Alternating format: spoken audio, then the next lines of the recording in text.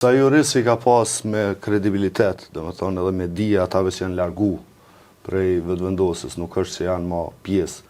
Po për mua është kogja e çuditshme me ju ngarku gjithë kjo barë juridike 3 njerëzve, si që është Albulina Agjiu, ai zëvensi Vaj Tepsi, edhe Qorolli. Dhe thonë, për Qorollin e dim kanë folë gjithë, se sa ka qenë i afërt me Aleancën, sa ka lëbuaj mu bo gjyqtarën e gjykatën kushtetuese, sa e ka luftu vetëvendosjen, tash është faktor në këto çështje të ligjore juridike dhe përshojmë këto rezultate. Pra po ju pyes juve, a njerëz të meqe ma nuk rrinë me këta, për shkak se këta nuk ngojnë, apo për shkak se këta bëjnë ligje qysh aty ne ju konvenojmë për ushtrim arbitrar të pushtetit?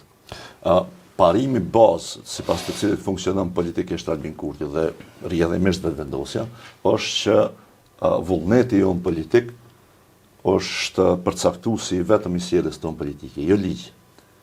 Pra kjo është që ky parimi ideologjik, konceptual që e ka vetëvendosja, që shprehet pastaj në forma ndryshme, herë me shumë dëm, herë me pak dëm. Ligji dhe maliç. Ligji dhe maliç. Pra në një farë mënyrë, për shembull e keni dëgjuar Kurtin shpesh kur e sulmon prokurorinë, gjyqësinë, gjykatën kushtetuese.